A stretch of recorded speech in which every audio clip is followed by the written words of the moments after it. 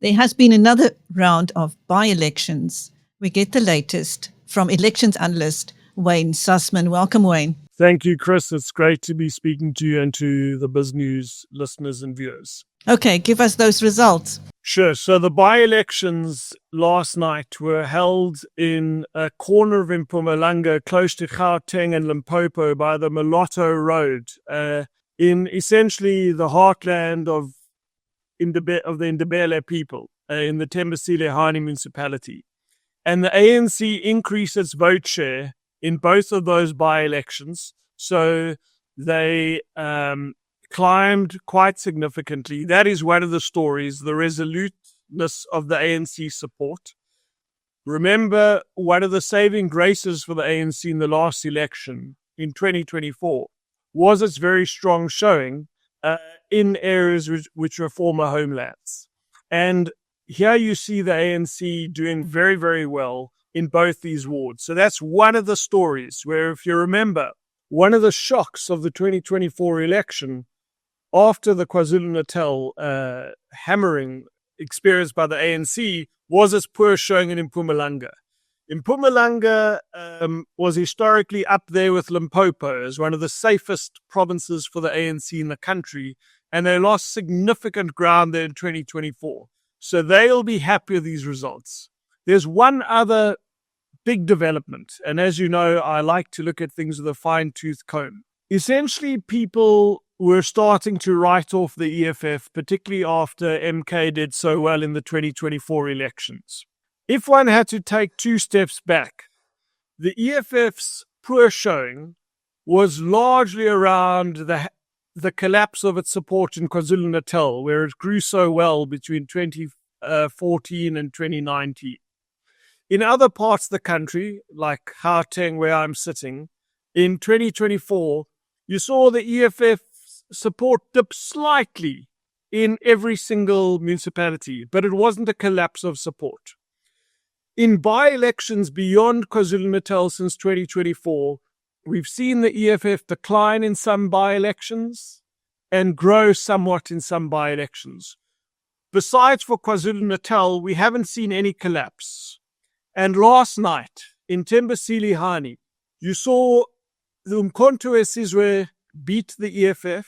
So this year ago, EFF was easily beating uMkhonto Sizwe in this part of Mpumalanga, very few Zulu speakers. So that's the first thing, that the EFF got third prize. But that's not what will worry the EFF the most. In one of the by-elections, the EFF support fell from 30% to 11%. In the other ward, its support essentially halved. And so this is the first time since the 2024 elections beyond KwaZulu-Natal where we see the EFF support starting to collapse. And this is in the north of the country. Again, this is very close to Limpopo. Remember, Julius Malema comes from Seshego in Polokwane in Limpopo. So the EFF, Chris, would be greatly concerned today. Wayne, now we didn't get a chance to speak after the previous round of by-elections. Would you mind just recapping that for us? Great. I hope I can remember. I'm getting old, Chris. So essentially, one of the key results was the PA beating the ANC in the town of Sutherland in the Northern Cape. Now, what was interesting about this election, there's only two parties in the poll on the ballot sheet. I think the PA did benefit somewhat from the DA not being on that ballot sheet. But again, the fact that the PA, as I always say, elections are about numbers, percentages, and seats. The fact that the PA have won a ward now in the Karoo Hoogland municipality in a town called Sutherland, which I'm sure is bitterly cold today, will give them a narrative of growth, will show many voters in the Northern Cape and in the Western Cape that the PA is the party of growth, the party on the up. What is also important here is that this is a consistent theme of the Patriotic Alliance doing well amongst particularly rural coloured communities in the Northern Cape, the Eastern Cape, and the Western Cape. And we know that, yes, the PA will want to do well in Cape Town, and they will surely likely to grow in Cape Town. But this by-election result suggests that come 2026 or early 2027, when the next local government elections are, that the PA are going to be a real force, at least in the platteland parts of South Africa, and their party should be very happy with that result. There was, and just to continue that thread about the PA's growth in coloured areas across South Africa, there was a by-election also in the small town of Clarkson, which is very close to the Western Cape border in the Eastern Cape, in the Kokama municipality. Now, the ANC held this. Now, what was good for the ANC in this by-election is that their support was durable. You and I know that in the former homelands of Ciskei and Transkei, the OR Tambo district, the Joe Nabi district, the Alfred Nzo district, the areas around the Buffalo City metro, the ANC support has been totally rock solid. In the western part of the Eastern Cape, what we call the Sada Bartman district, the DA and the PA like to snap at the ANC's heels. And in this by-election, the ANC support essentially held, which shows that across the whole province of the Eastern Cape, the ANC support is relatively stable. The PA would be happy with the second place. They wouldn't be happy that they didn't win that ward. But ultimately, the ANC continues to look rock solid in the Eastern Cape. There were two other by-elections, but I think you had a question for me. No, first go with those, Wayne. Sure. So I just painted a very sorry picture for the EFF when I spoke about the latest round of by-elections. In the small town of Koppies, in the Kwakatsi township, this is for those when you go from Grasmere Plaza towards Kroonstad, on the N1 National Road, you'll see the sign to Koppies.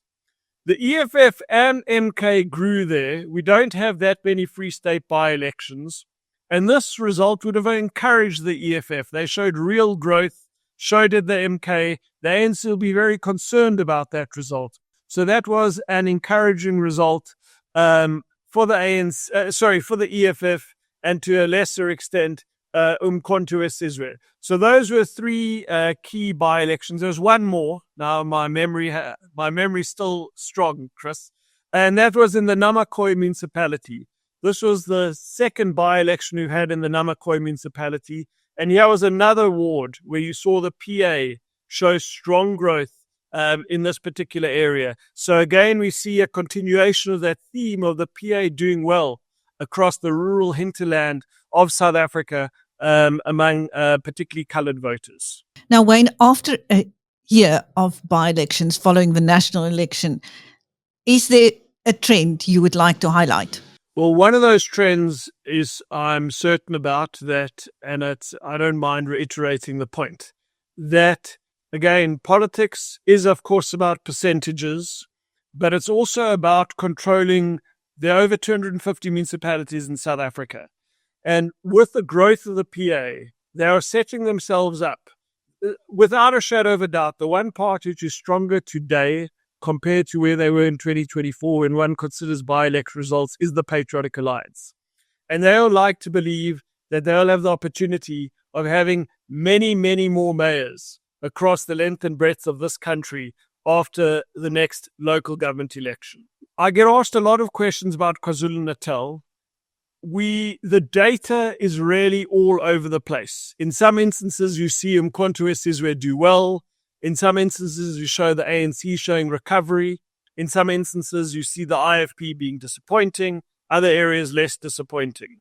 As I've had the privilege of saying in BizNews before, even if the ANC is recovering some support, they have about 950 to 1,000 councillors in KwaZulu-Natal today.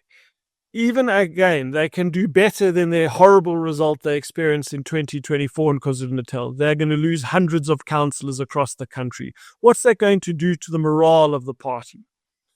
With urban by-elections, you've seen the DA be very strong among suburban voters. We haven't seen Action SA or Rise Mzansi contest by-elections. We know that the Freedom Front will be taking on the DA in Tshwane in about 2 weeks' time, and I hope we'll be able to have that opportunity of speaking about that. The one surprising aspect has been the ANC strong showing in the city of Johannesburg. We've had, and I know we discussed it a few weeks ago.